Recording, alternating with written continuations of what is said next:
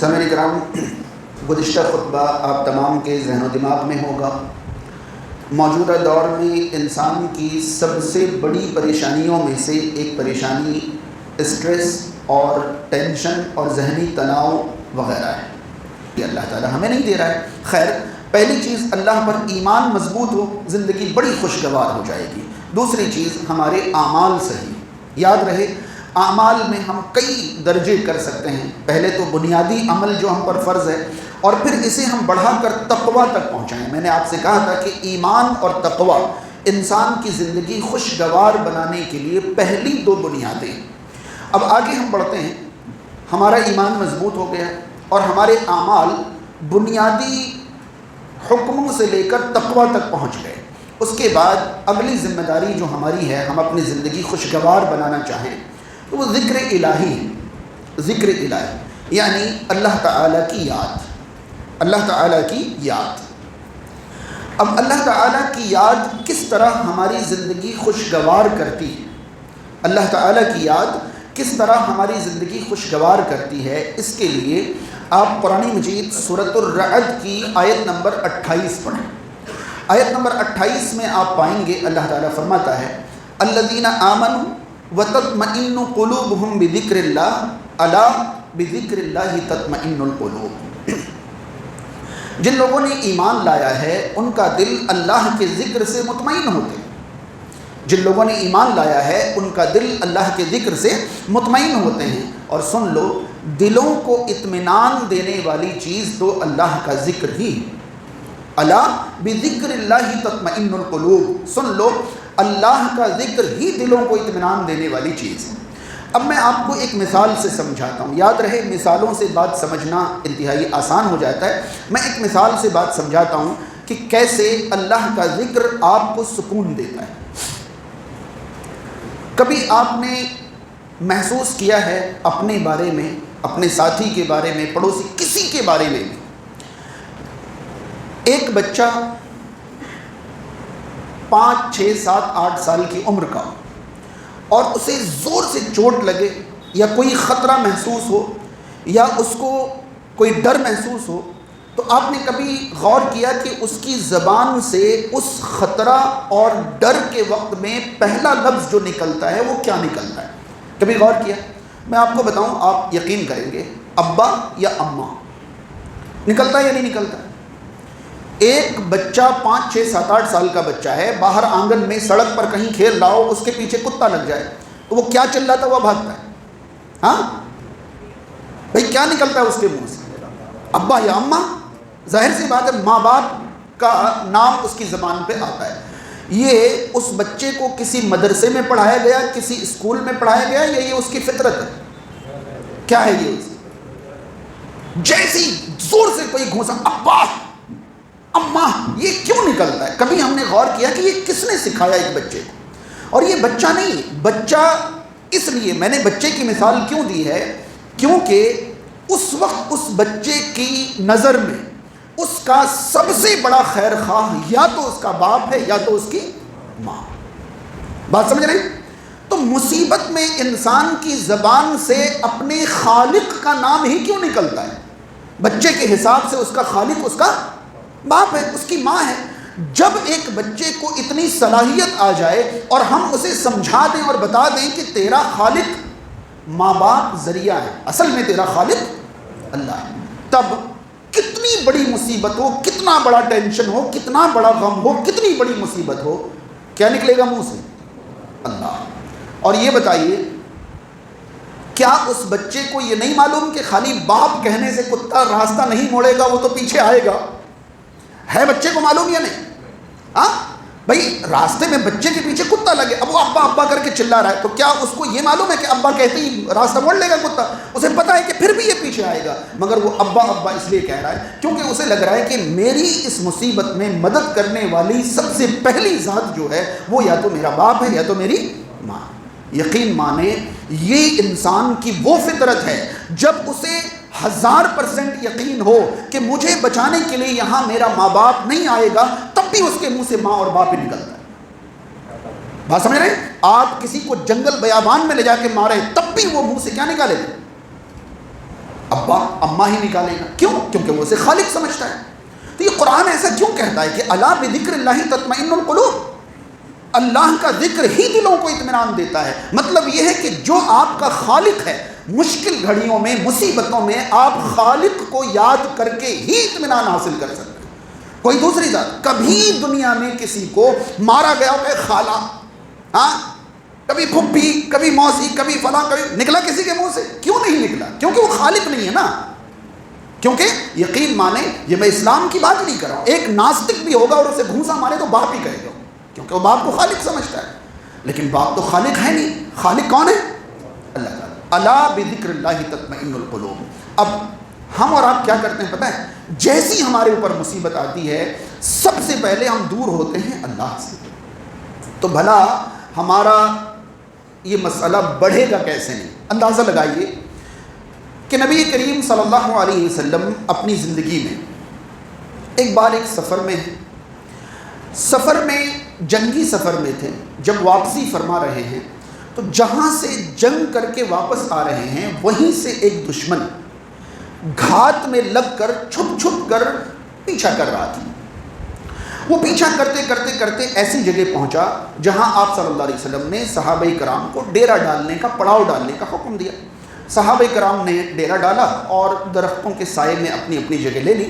ایک درخت پر اپنی تلوار لٹکا کر نبی کریم صلی اللہ علیہ وسلم بھی آرام فرمانے لگے، لیٹ گئے. اب یہ جو گھات لگا کر آتا ہوا دشمن تھا، اسے دکھا کہ سارے کے سارے لوگ تھک کر سوئے ہوئے ہیں. نبی کریم صلی اللہ علیہ وسلم ایک جگہ اکیلے ہیں، تلوار بھی الگ ہی پیڑ پر لٹکی ہوئی ہے. یہ گیا. آپ سب نے یہ واقعہ سنا ہوگا مگر اس انداز میں کبھی غور نہیں کیا ہوگا. آخر بندہ پہنچا، وہ دشمن پہنچا. پہنچنے کے بعد اس نے تلوار لی، میان سے باہر نکالا، اور باہر نکالنے کے بعد آپ صلی اللہ علیہ وسلم کو اس نے جگایا اور جگا کر پوچھا من یمنعک منی، آپ کو مجھ سے کون بچائے گا؟ تو آپ سب لوگ جانتے ہیں رسول کریم صلی اللہ علیہ وسلم کی زبان سے کیا نکلا؟ اللہ. یہ ایسے ہی نہیں نکلا تھا، یہ کوئی رینڈم لفظ نہیں تھا، یہ سرسری طور پر نکلنے والا لفظ نہیں تھا. یہ وہ لفظ تھا جس لفظ کو ہم اور آپ ابا اماں کہتے ہیں، جو ہماری فطرت میں داخل ہے.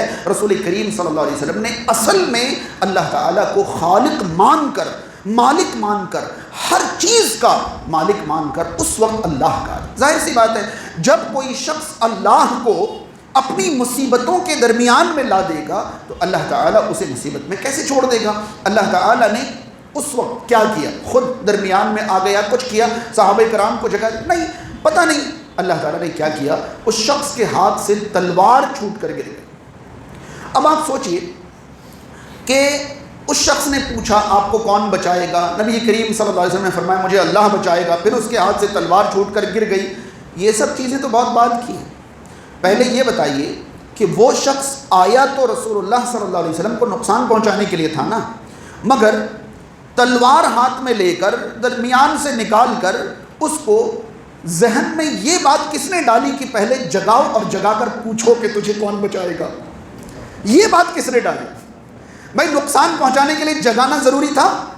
نہیں، تو اللہ تعالیٰ تو پہلے ہی بچا چکا تھا. جیسے ہی اس شخص نے آپ صلی اللہ علیہ وسلم کو جگایا، نقصان پہنچانے کے لیے تو سوئے ہوئے انسان کو بھی نقصان پہنچا سکتا تھا، نہیں، پہلے جگایا، جگا کر پوچھتا ہے من یمنعک منی. تو اللہ تعالیٰ نے اس کے ذہن میں ڈالا نا کہ بھئی تم جگاؤ، جگا کے پوچھو وغیرہ وغیرہ.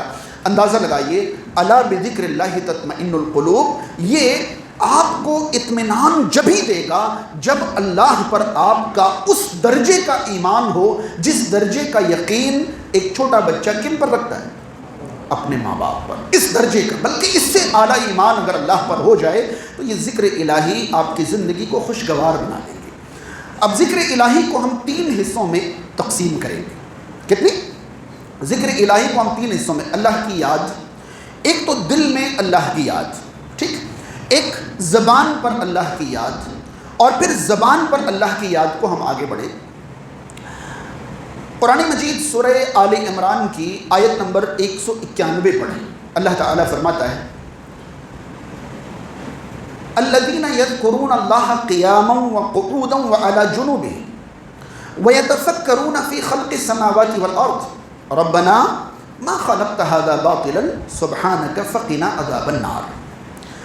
اللہ کے نیک بندے وہ ہیں جو کھڑے کھڑے، بیٹھے بیٹھے، لیٹے لیٹے اللہ کا ذکر کرتے ہیں۔ اب یہ کھڑے کھڑے اللہ کا ذکر کیا ہے؟ عام طور پر مفسرین نے اسے نماز قرار دیا ہے۔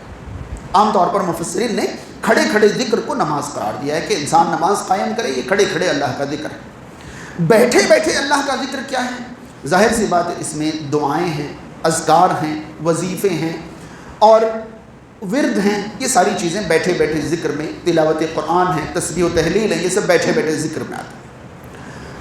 لیٹے لیٹے ذکر کیا ہے؟ جیسے ہی انسان اپنی مشغولیت سے باہر آ کر لیٹے تو وہ اللہ تعالیٰ کی قدرت اور اللہ تعالیٰ کی تخلیقات اور طاقتوں کے بارے میں غور و فکر کرے، سوچے۔ اب ہوگا کیا کہ یہ کھڑے کھڑے جو وہ ذکر کر رہا ہے یہ اس کی ڈیوٹی ہے۔ اب یہ بیٹھے بیٹھے جو وہ ذکر کر رہا ہے اس سے وہ اللہ کے قریب آئے گا، اور جب وہ لیٹے لیٹے اللہ کی طاقت و قدرت کے بارے میں سوچے گا تو وہ اللہ کا نافرمان ہو ہی نہیں سکتا۔ آپ اس آیت پر غور کریں، میں ایک بات محسوس کراؤں۔ اللہ تعالیٰ نے یہ فرمایا کہ الذین یذکرون اللہ قیاما وقعودا وعلی جنوبہم، اللہ کے نیک بندے کھڑے کھڑے، بیٹھے بیٹھے اور اپنے پہلوؤں پر لیٹے لیٹے اللہ کا ذکر کرتے ہیں۔ اب یہ لیٹے لیٹے ذکر کرتے ہیں کہ فوراً بعد اللہ تعالیٰ نے کیا فرمایا؟ وَيَتَفَكَّرُونَ فِي خَلْقِ السَّمَاوَاتِ وَالْأَرْضِ، آسمانوں اور زمین کی خلقت پر غور کرتے ہیں۔ اب ایک بندہ لیٹے لیٹے آسمان و زمین کی خلقت پر غور کر رہا ہے، اس کے بعد اللہ تعالیٰ فرماتا ہے ربنا ما خلقت هذا باطلا۔ غور و فکر کا نتیجہ یہ نکلتا ہے کہ اخیر میں وہ کہتا ہے کہ اے اللہ تو نے ان سب کو بیکار نہیں بنایا ہے، یہ ساری چیزیں تو نے کسی نہ کسی مقصد کے لیے تو بنائی ہیں۔ یاد رہے اگر اس جملے پر خطاب کیا جائے ربنا ما خلقت هذا باطلا، یقین مانے کئی سال خطاب ہو سکتے ہیں مگر اس جملے کا حق ادا نہیں ہو سکتا۔ ایک جملے میں کہوں تو انسان میرے اور آپ کی طرح ایک عام آدمی ہو یا البرٹ آئنسٹین کی طرح دنیا کے بارے میں ریسرچ اور تحقیق کرنے والا ہو، قیامت تک آئنسٹین جیسا انسان بھی کائنات کی تہ تک نہیں پہنچ سکتا۔ اب یہ بات سمجھ میں، مگر آپ کو غور و فکر کرنی ہے۔ یقین مانے آپ کو کائنات کی تخلیق پر غور و فکر کرنی ہے۔ اس غور و فکر سے آپ کیا کیا نتیجے نکال لیں یہ تو آپ کے اوپر ہے، لیکن کم سے کم نتیجہ آپ کا یہ نکلنا چاہیے کہ اللہ کی قدرت کا سکہ آپ کے دماغ میں بیٹھ جانا چاہیے۔ پھر آپ یہ کہیں گے، آپ کو پتہ ہے آج یہ نظام کہکشاں جو ہے، یہ ملکی ویب جو ہے، یہ گیلیکسی سسٹم جو ہے، ایسی اتنی سسٹمز کا پتہ چل چکا ہے، پھر بھی سائنٹسٹ کہتے ہیں کہ ہمیں کائنات کے بارے میں جو معلومات ہے شاید وہ 10% بھی نہ ہو، نہیں معلومات حاصل کر سکتا کوئی مکمل۔ پھر وہی کیا کہے گا ربنا ما خلقت هذا باطلا، اے ہمارے رب تو نے انہیں باطل پیدا نہیں کیا، بیکار پیدا نہیں کیا، تو میرا کام کیا ہے؟ سبحانک، تیری ذات پاک ہے، فقنا عذاب النار، ہمیں جہنم کے عذاب سے بچا لے۔ یہ رزلٹ نکلا غور و فکر کا کہ اے اللہ تیری طاقت و قدرت کی انتہا کو میں تو نہیں پہنچ سکتا، ہاں اب مجھے ڈر لگنے لگا ہے تو مجھے جہنم کے عذاب سے بچا لے۔ تو یہ ذکر الہی انسانی زندگی کو خوشگوار بنائیں گی۔ انسان کو کھڑے کھڑے بھی اللہ کا ذکر کرنا ہے، بیٹھے بیٹھے بھی اللہ کا ذکر کرنا ہے اور لیٹے لیٹے بھی ذکر کرنا ہے۔ اب کھڑے کھڑے تو ہم نے نمازیں قائم کر لی، اب بیٹھے بیٹھے ہمیں کیا کرنا ہے؟ میں نے بتایا کہ بیٹھے بیٹھے جو اذکار ہیں ان کو ہم تفصیل سے سمجھیں۔ سب سے پہلے اذکار کو 3 حصوں میں شریعت نے تقسیم کیا ہے۔ پہلی قسم اذکار کی فرض نمازوں کے بعد کے اذکار ہیں، دوسری قسم اذکار کی صبح و شام کے اذکار ہیں، اور تیسری قسم اذکار کی رات کو سونے سے پہلے کے اذکار ہیں۔ اب اندازہ لگائیے، نمازوں کے بعد ہم اذکار کے عادی نہیں بنے، صبح و شام کے اذکار کے عادی نہیں بنے، رات کو سونے سے پہلے کے اذکار کے عادی نہیں بنے، تو پھر اطمینان قلب ہمیں کہاں سے حاصل ہوگا؟ ہم صبح اٹھ رہے ہیں تو دنیا، رات کو سو رہے ہیں تو دنیا، نمازیں ختم ہوئی سلام پھیرا تو دنیا، نمازوں کے لیے آ رہے ہیں تو دنیا، بھلا کہاں سے ذہنی سکون حاصل ہوگا؟ پھر اندازہ لگائیے کہ اگر کوئی شخص ان اذکار کی پابندی کا خیال بھی کرتا ہے تو انہیں یہ بھی سوچنا ہے کہ یہ اذکار ہمیں وہی کرنے ہیں جو رسول اکرم صلی اللہ علیہ وسلم نے سکھائے ہیں۔ فرض نماز کے بعد ہمیں کیا اذکار پڑھنے ہیں، اس پر معاشرے کے 90% مسلمانوں کو کوئی علم نہیں ہے۔ بس انہیں فوراً سلام پھیرنے کے بعد اللہ تعالیٰ سے اپنی لمبی لسٹ رکھنی ہے، یہ یاد رہتا ہے۔ مگر نبی کریم صلی اللہ علیہ وسلم جو اذکار پڑھتے تھے ان اذکار کی طرف توجہ کم ہے۔ یاد رہے صبح شام کے اذکار کی پابندی رسول کریم صلی اللہ علیہ وسلم اور تقریباً تمام صحابہ کرام کرتے تھے، اور جو ان کی فضیلتیں ہیں وہی فضیلتیں گنوانے کی وجہ سے تو ہم ٹینشن میں ہیں۔ بات سمجھ رہے ہیں؟ آپ صلی اللہ علیہ وسلم کا صبح شام کے اذکار کے بارے میں ایک واقعہ میں آپ کو سناؤں۔ ایک صحابی تھے جن کا میں نام بھول رہا ہوں، جامع ترمذی کی حدیث ہے۔ جامع ترمذی کتاب العلم کے اندر یہ حدیث ہے، اور غور سے سنیں اور محسوس کریں کہ ہم کیا مس کر رہے ہیں، کیا چھوڑ رہے ہیں۔ وہ صحابی بہت مشہور صحابی ہیں، غالباً حذیفہ بن یمان رضی اللہ تعالیٰ عنہ تھے۔ خیر، دمشق کی جامع مسجد میں بیٹھے ہوئے کچھ حدیث سنا رہے تھے، اور جس وقت وہ یہ حدیث سنا رہے تھے تو ان کے جسم کا ایک حصہ پیرالائزڈ تھا،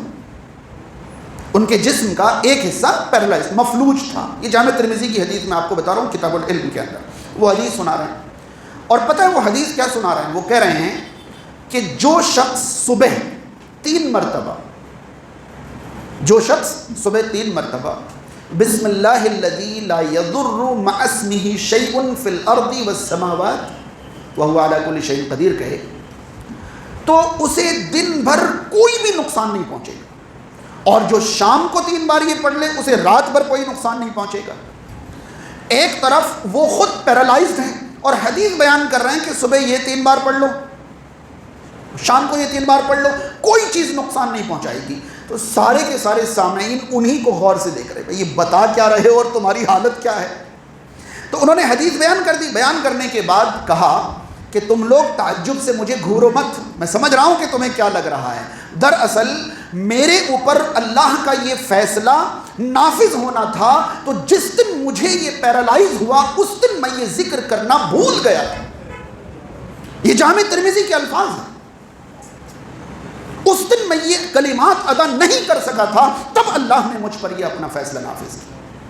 اب اندازہ لگائیے کہ ہمیں دن رات سیکیورٹی چاہیے، اور سیکیورٹی کے جو انتہائی مضبوط طریقے ذکر کے طور پر رسول کریم صلی اللہ علیہ وسلم وہ ہمیں پتہ ہی نہیں۔ اب ظاہر سی بات ہے یہ صبح شام کے اذکار ہمارے دل کو اطمینان کب حاصل کرائیں گے؟ جب ہم فجر میں اٹھیں۔ کیسے اذکار پڑھیں گے؟ کیونکہ صبح کے اذکار کا وقت جو ہے وہ فجر کی نماز کے بعد سے لے کر سورج طلوع ہونے سے پہلے تک۔ کیسے اذکار پڑھیں گے؟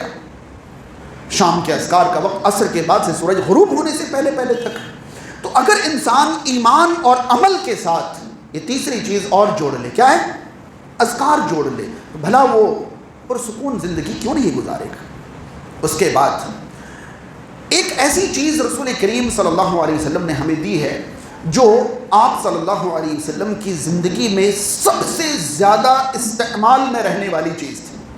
آپ پڑھیں گے کوئی بھی، میں آپ کو یہ بھی بتا دوں کہ آپ حصن المسلم، ایاک نستعین، اس طرح کی کتابیں جو باقاعدہ آج کل ایپ کی شکل میں بھی موجود ہیں ان کا استعمال کریں۔ ان میں اوتھینٹک اور مستند اذکار آپ کو ملیں گے، تمام اذکار کے حوالوں کے ساتھ انشاءاللہ۔ حصن المسلم، ایاک نستعین، اس طرح کے اپلیکیشن میں آپ کو مستند اذکار مل جائیں گے۔ آپ پائیں گے کہ صبح شام کے اذکار الگ ہیں، فرض نمازوں کے بعد کے اذکار الگ ہیں، اور رات کو سونے سے پہلے کے اذکار الگ ہیں۔ مگر اب جو چیز میں آپ کو مثال کے طور پر بتانے جا رہا ہوں وہ ہمیں صبح شام بھی پڑھنے، ہر نماز کے بعد بھی پڑھنے، اور رات کو سونے سے۔ اب اندازہ لگائیے کہ جو چیز آپ کو اذکار کے طور پر ہر وقت پڑھنی ہے، صبح شام بھی، ہر نماز کے بعد بھی، رات کو سونے کے بعد بھی، وہ کتنی اہم چیز ہوں گی۔ صحیح بخاری کی حدیث ہے، نبی کریم صلی اللہ علیہ وسلم کو جب بھی کوئی تکلیف پہنچتی، اذا اشتکا رسول اللہ صلی اللہ علیہ وسلم، آپ صلی اللہ علیہ وسلم کو جب بھی کوئی تکلیف پہنچتی تھی تو آپ معوذات پڑھتے تھے۔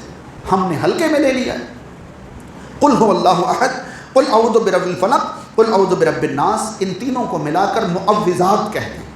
آپ صلی اللہ علیہ وسلم کو زندگی میں جب بھی کوئی پریشانی آتی تھی آپ معوذات پڑھتے تھے. آپ اذکار کا کوئی بھی اپلیکیشن اٹھا کر دیکھیں, کوئی بھی آرٹیکل پڑھیں, آپ کو ملے گا ہر نماز کے بعد کے اذکار میں آپ کو معوذات پڑھنے ہیں. خاص طور پر صبح اور شام کو جب آپ اذکار پڑھیں گے, فجر کی نماز کے بعد جب آپ اذکار پڑھیں گے, نماز کے بعد والے اور صبح والے, تو آپ پائیں گے کہ اس وقت تو معوذات آپ کو 3 مرتبہ پڑھنی ہے تاکہ سرکشا کوچ آپ کا زیادہ مضبوط ہو جائے.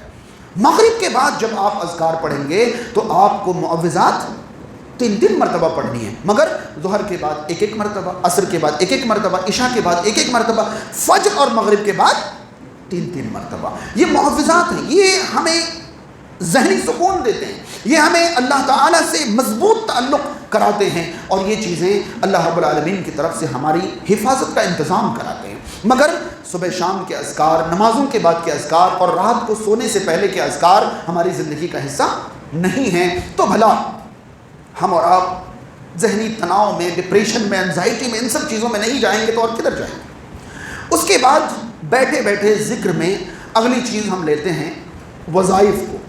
یقین مانیں آج کی دنیا میں جو وظائف کی فیکٹری کھلی ہوئی ہے, الامان والحفیظ, اللہ تعالیٰ بچائے, آپ تو یوٹیوب کھولیں اور کسی بھی مشکل کا وظیفہ لکھ دیں, کمائی کا وظیفہ, اولاد کا وظیفہ, شادی کا وظیفہ, اچھے رشتے کا وظیفہ, فلاں کا وظیفہ, نہیں دیکھ لیں وظیفہ کے نام پر آپ کو اتنی بڑی چیزیں ملیں گی. یقین مانیں کچھ چیزیں آپ کے ذہن میں ہونی چاہیے.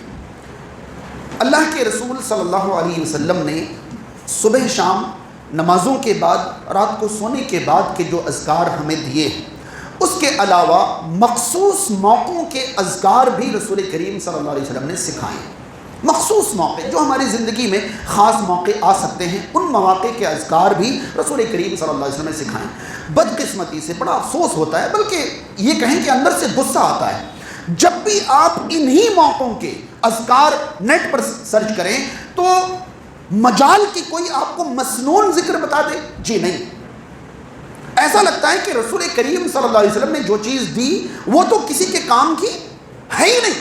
جب تک ہم اپنے لیبارٹریز میں, جب تک ہم اپنے ریسرچ سینٹر میں, تحقیق سینٹر, تجربہ سینٹر میں نہیں بیٹھ کے نئے وظائف بنائیں, تب تک کسی کام ہی نہیں آئیں گے. رسول کریم صلی اللہ علیہ وسلم نے ہر موقع کے اذکار اور وظائف سکھائے ہیں, مگر وہ امت کو نہیں معلوم. حیرانی ہوگی آپ کو کہ نبی کریم صلی اللہ علیہ وسلم کی سکھائی ہوئی چیزیں تقریباً معاشرے سے ختم ہو چکی ہیں, اور جو آپ صلی اللہ علیہ وسلم نے نہیں سکھائی ہیں ان کی عادت تقریباً ہر کسی کو لگ گئی. کیسے لگ گئی؟ کہاں سے لگ گئی؟ آپ کو پتہ ہے نا, گھر کی حفاظت کے لیے تالی بجانے کا لفظ آپ کے لیے نیا ہے نیا. بھائی رات کو کچھ پڑھ کے تالی بجے, اب رسول کریم صلی اللہ علیہ وسلم تو یہ نہیں سکھایا. تو کیا آپ صلی اللہ علیہ وسلم نے گھروں کی حفاظت کے لیے کچھ بھی نہیں سکھایا ہوگا؟ ہاں سکھایا, جو سکھایا تھا وہ کہاں گیا, اور اس کے بدلے یہ کیوں رائج کیا گیا؟ خیر پھر سے میں کہتا ہوں, اگر بناوٹی وظیفوں پر خطبے دیے جائیں تو پھر کئی سال نکل جائیں. آسان لفظوں میں آپ کو کہوں کہ وظیفہ کے نام پر کوئی بھی چیز یہ سن کر آپ دھوکے میں نہ آئیں کہ قرآن کی آیت ہی تو ہے, اللہ کا ذکر ہی تو ہے, اللہ کا کلام ہی تو ہے. آپ کو پتہ ہے آپ کو ہر کام کے لیے کچھ وظیفے ایسے بتائے جائیں گے کہ اللہ تعالیٰ کی صفات کو اس ٹائم اتنے بار پڑھیں. کبھی سنا آپ نے یا ودودو یا ودودو یا ودودو؟ مجھے بتائیے دنیا کا کوئی بھی عالم دین یہ بتائے کیا اللہ کے نام کی تسبیح رسول کریم صلی اللہ علیہ وسلم کا طریقہ ہے؟ نہیں آئی بات سمجھ؟ اللہ کے نام کی تسبیح آپ یا ودود ہو, یا غفور ہو, یا رحیم ہو, یا مالک ہو, یا فلاں کرواتے ہیں نا آپ سے, آپ کر رہے ہیں. مجھے بتائیے کیا کسی صحابی نے کبھی اللہ اللہ اللہ اللہ اللہ کبھی نام کی تسبیح کی ہے؟ نہیں. کس چیز کی تسبیح کی ہے؟ اللہ کی ذات کے بارے میں 4 چیزیں تسبیح کہلاتی ہیں. اللہ کی ذات کے بارے میں 4 چیزیں تسبیح کہلاتی ہیں. اچھی طرح سن لیں, یہ چاروں چیزیں کیا ہیں؟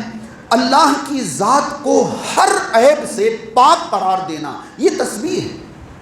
اس کے لیے ہم کیا کہتے ہیں؟ سبحان اللہ.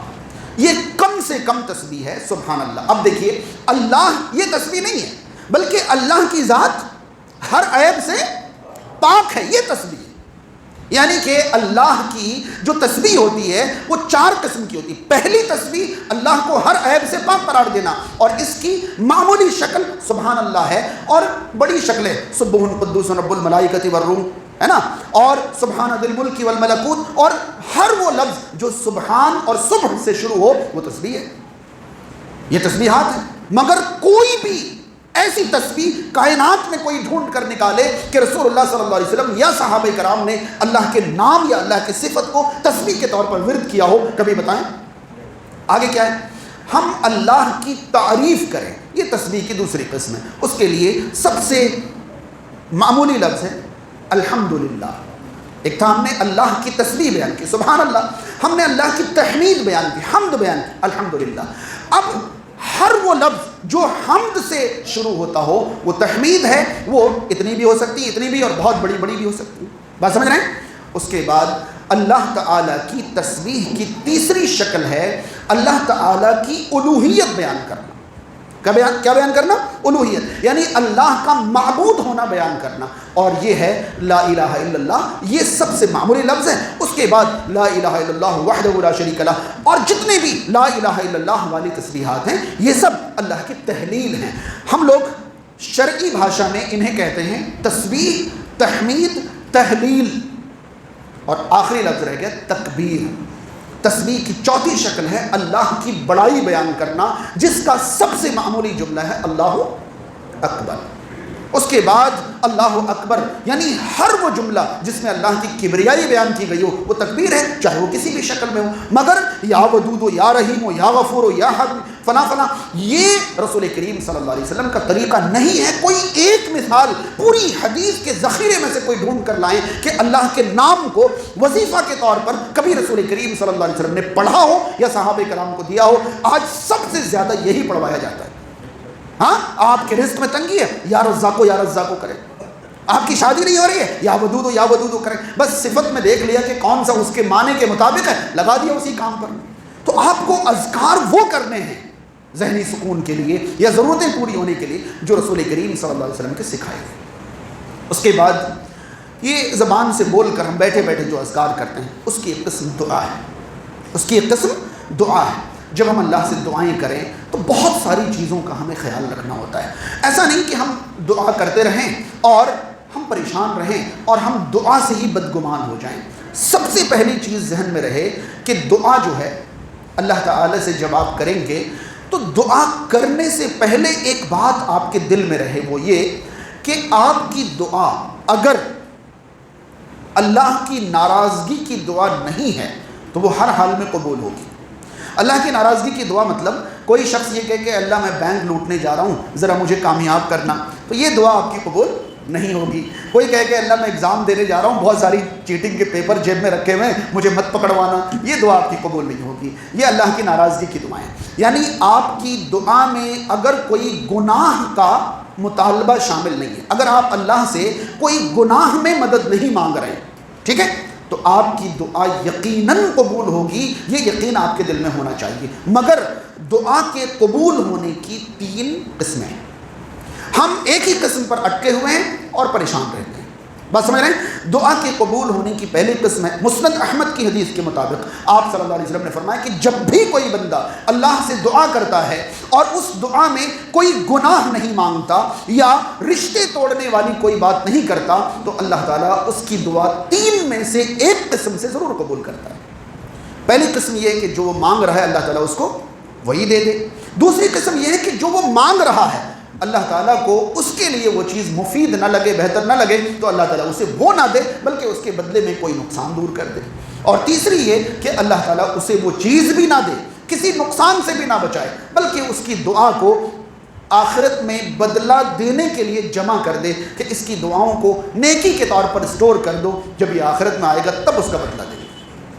ہمارے لیے کیا ہے؟ ہم نے کوئی چیز مانگی، ارے 10 دن سے ایک چیز کی دعا مانگ رہا ہوں، اللہ تعالیٰ سنتا ہی نہیں، 10 دن سے، جبکہ 80 سال تو ابراہیم علیہ السلام نے بعض مفسرین کے مطابق اولاد کی دعا مانگی تھی، تب اللہ نے انہیں اولاد دی تھی۔ یہاں 10 دن میں لوگ پریشان ہیں۔ اللہ تعالیٰ سے آپ دعائیں مانگیں تاکہ آپ کا دل اللہ سے جڑا رہے اور آپ ذہنی طور پر یہ سوچیں کہ سب کچھ دینے والا اللہ تعالیٰ ہے. ہم اللہ سے مانگ رہے ہیں, جس دن اللہ کو میرے لیے یہ چیز بہتر لگے گی اس دن اللہ دے گا, اور اگر میرے لیے یہ چیز اچھی نہیں ہے تو اللہ تعالیٰ مجھے کبھی نہیں دے گا. لیکن جو میں دعا کر رہا ہوں یہ تو بیکار نہیں جائے گا. اس دعا کے بدلے وہ چیز نہ ملے جو میں مانگ رہا ہوں, مگر نقصانات جو ٹل رہے ہیں وہ کون دیکھے گا؟ ہمیں یہ تو دکھائی نہیں دے رہا ہے کہ کون کون سے نقصان ہماری زندگی میں آنے والے تھے جو ٹل گئے. ہم دعا ہی چھوڑ دیتے ہیں, ہم اللہ سے دعا ہی کرنا بند کر دیتے ہیں, یہ سوچ کر کہ جو میں مانگ رہا ہوں تو مجھے مل نہیں رہی. آپ اللہ سے دعا کرتے رہیں. اس کے لیے پہلی چیز یہ ضروری ہے کہ آپ کے ذہن میں یہ تصور رہے کہ میری دعا قبول ہوگی ان تین میں سے کسی بھی طرح. یا تو مجھے وہ چیز ملے گی, یا تو اس کے بدلے نقصان ٹلے گا, یا میری دعا کا اجر مجھے آخرت میں ملے گا. میری دعا بیکار نہیں جائے گی. پھر دعا کی جو شرائط ہیں ان کے بارے میں آپ کے ذہن میں ضرور رہنا چاہیے. آپ اللہ کے لیے دعا مانگنے سے پہلے آپ کے ذہن میں یہ ہونا چاہیے کہ آپ اللہ کے لیے کیا کر رہے ہیں. آپ کو پتہ ہے اتنے بچے بھی جب کسی سے کچھ مانگتے ہیں نا تو مانگنے سے پہلے اپنے کرتب دکھا کر ان کو خوش کرتے ہیں, ہے یا نہیں؟ ابھی اتنے بچوں کے دلوں میں یہ ٹرک کس نے ڈالے ہیں؟ ہاں, چھوٹے چھوٹے بچے چاچو سے, خالو سے, ماموں سے کچھ مانگیں گے تو پہلے اس کے جا کے لپٹیں گے, چپٹیں گے, کرتب دکھائیں گے. وہ کہتے ہیں بیٹا کیا چاہیے بتا. وہ سمجھ جاتے ہیں کہ یہ سارے کرتب کا مقصد کیا ہے. تو کبھی آپ غور کریے کہ آپ ہاتھ پھیلا کر اللہ سے مانگ رہے ہو کہ پورا ملک دے دے, پوری دنیا دے دے. کبھی یہ بھی سوچا ہے کہ آپ نے مانگنے سے پہلے رب کے لیے کیا کیا ہے, اس پر بھی غور کیا؟ یاد رہے ہمارے ایک استاذ تھے, وہ کہا کرتے تھے کہ صحابہ کرام کے زمانے کے اور آج کے مسلمانوں کے درمیان بہت سارے فرق میں سے ایک فرق یہ ہے کہ صحابہ کرام اللہ کے لیے کرتے بہت کچھ تھے, مانگتے بہت تھوڑا تھا. اور ہمارے زمانے کے لوگ کرتے بہت کم ہیں اور مانگتے بہت زیادہ. اندازہ لگائیے, آپ صبح سے شام تک کسی کے یہاں مزدوری کر کے اور یہ کہو کہ کوٹھی خاص باغ میرے نام کر دیجیے, وہ کیسا لگے گا بولتے ہوئے, ان کو سنتے ہوئے کیسا لگے گا؟ اندازہ لگائیے کہ آپ اللہ سے جو مانگ رہے ہیں اس کے برابر آپ نے کچھ کر بھی لیا ہے یا نہیں.